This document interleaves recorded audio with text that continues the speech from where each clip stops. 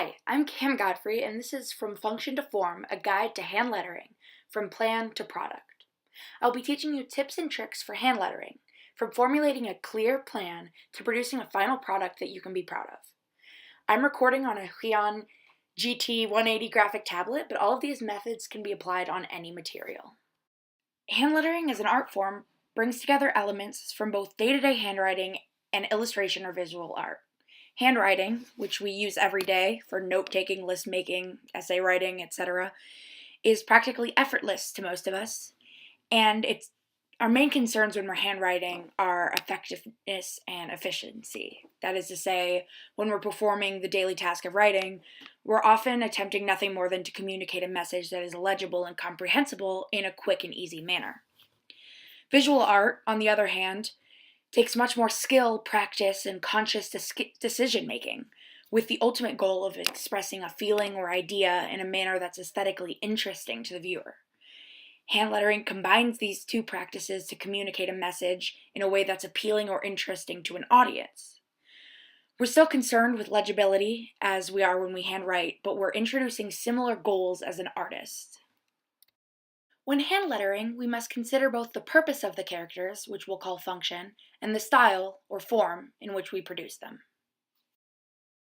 As is illustrated in this sped-up screen recording of my lettering process, graphic design requires a great deal of trial and error. Patience is key when mastering any new skill, and many of the things required for creative hand lettering cannot be taught in a video tutorial, but rather come from time and energy you spend growing and improving. Whatever your skill level, it's important that you have the tools to make thoughtful decisions that will highlight your creativity and enhance your final product. In red, I'm highlighting just some of the decisions that went into making just this one slide.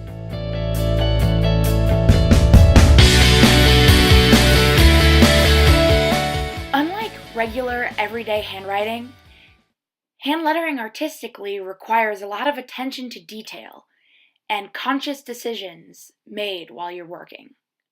As you become more practiced and skilled in the art of hand lettering, you might find that some of these decisions become second nature to you, and you won't need guidelines such as the pink oval I've drawn here.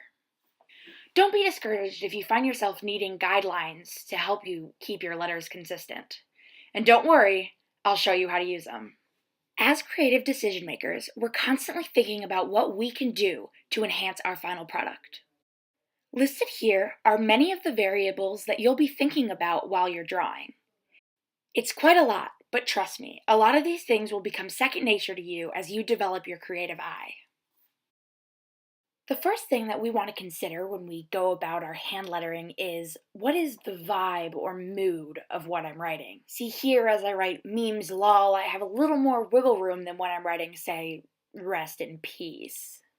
I can be a little more quirky and whimsical.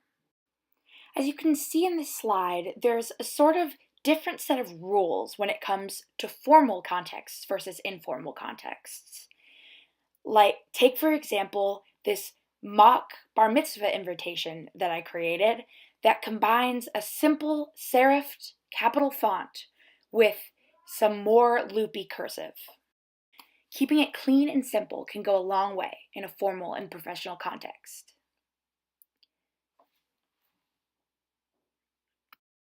Traditionally, it's advisable to align form and function, keeping formal texts formal and informal texts informal. However, when we use our artistic license and choose to disrupt this dichotomy, we can create more ironic pieces like the ones being scribbled in red. Once we have a good understanding of function, it's time to play with form. On a piece of scratch paper, practice your lettering. Try putting contrasting fonts next to each other and see what works. The only limit is your creativity. Once you've decided on a couple of fonts that work well together, we can move on to the next step. When we've decided on a font that suits our needs, we can start forming letters. Here I'm showing you how I'm making the guidelines that I'm going to be following when I'm making my cursive letters. In Adobe Photoshop, All I'm doing is creating a series of rectangles and filling them in with different colors. This is just my shortcut to create 4 parallel lines. As you can see, the same structure can be created on paper with a ruler. These lines separate the letters into 3 different segments that will help us keep our lettering consistent and all the same size. The first line I'm labeling here is the base line. This will be the bottom of your short letters, such as X, A, N, and M, that do not have ascenders or descenders. This next line is the waistline, which will represent the height of these short letters. The space in between these 2 lines, shown here, is referred to as the X height. Most simply, it's the height of a letter like X or A that does not have an ascender or descender. Keep the height of your letters consistent by staying within these lines. The next line, or the ascender line, helps you keep consistent those aforementioned ascenders, which is just a fancy word for the loopy part of a D, L, K, etc., the high parts of those lowercase letters. The next and final line in this simplified guideline is the descender line. Similar to the ascender line, the descender line helps you keep consistent the lower parts of letters like G, Z, and J that swoop below the baseline of the letter. While by no means do you have to stick to these guidelines, they certainly help when you're just starting out.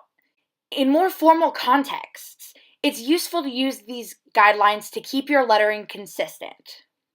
When forming more detailed or loopier letters, I often decide to add a 3rd rectangle or a 5th and 6th guideline above and below my ascender and descender line from the guideline before. In this new structure, the ascender and descender lines are still the top and bottom of the letter. I am simply adding another element in between the waistline and the ascender line.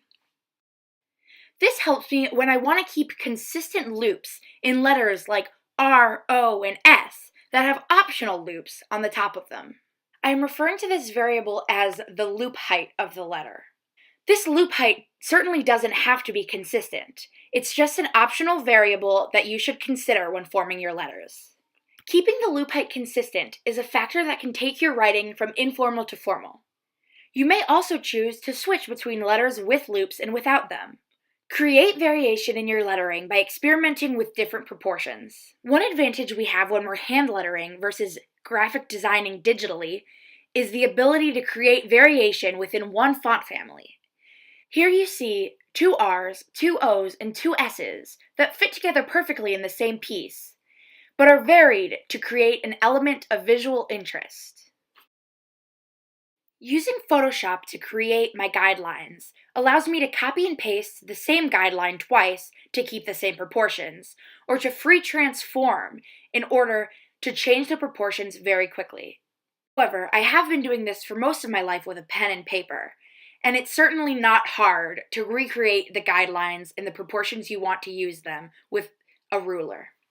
Watch as these guidelines help me illustrate this second piece. With the introduction of the loop height as a new variable, I can create consistent loops that change simple letters, such as those illustrated in the purple guideline, to more dynamic letters with a new element of visual interest.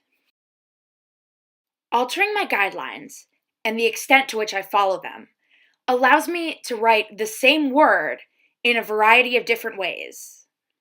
We'll now start to illustrate our piece. I've chosen quite a formal message, so I'm going to be sticking to the guidelines that I've created. However, as you'll see, I may bend the rules a bit and use the lines that I've set up in different ways. As I'm illustrating, I am making a series of conscious decisions that help me fill up space and create visual interest without overwhelming the eye with cluttered text.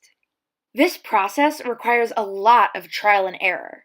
If you're illustrating on a piece of paper rather than a tablet like I am, you might find it useful to create a mock-up, sketching out the letters before you start working hard on every one. Here I'm experimenting with the use of harsh blacks and negative space to fill space in a way that is visually interesting.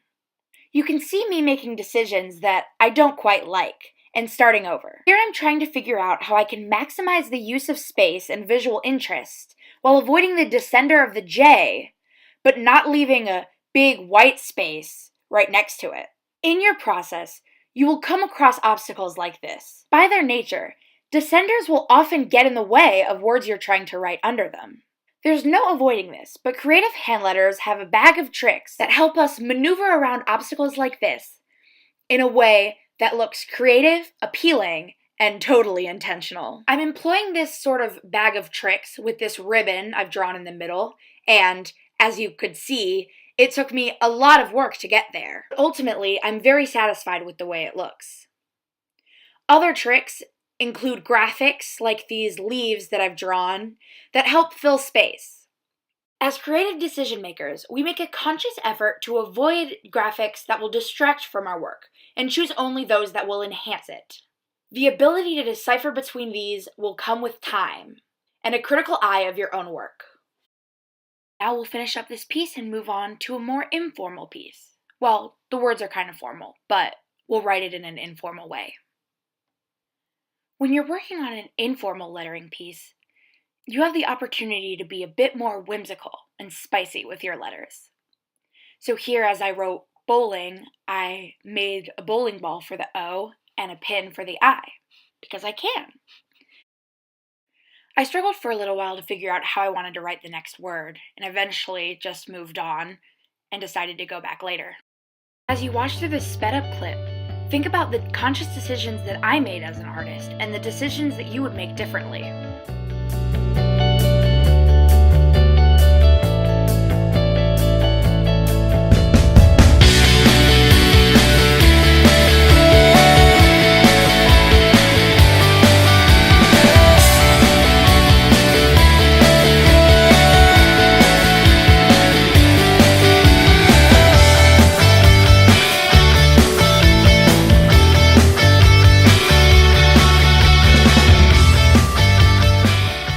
Now we could be finished here, but we have a lot of white space that we can fill if we want to. So now it's time to go back to our hand lettering bag of tricks. One trick we can pull is the kind of flourishes that you see in traditional calligraphy. And trust me, these are not as easy as they look. But with practice and a lot of trial and error, you can find something that you like the look of. Here you'll see me playing with other ways you can spice up your writing. Put lines around it, leaves, arrows, anything that plays to your strengths as an artist and looks good to you. This simple wreath style that I'm showing you here is something I've really been digging lately. I settled on this ribbon style, and it took quite a while for me to figure out how I could make it even on both sides. Eventually I decided that I should copy and paste one side and flip it over so it will be exactly identical to the other.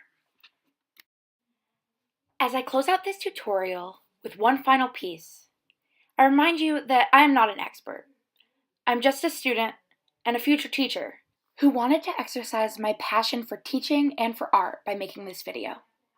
That being said, if you enjoyed my content, please leave a comment below letting me know and telling me what you think I should do next. And if there's anything else you want to learn, let me know that too. Please like and subscribe, and share this if you know someone who either has really good handwriting or really bad handwriting. Even though I know they don't need it, I'd like to give a shout out to the Drawfee Show for inspiring me to pursue art more seriously and to become a content creator myself.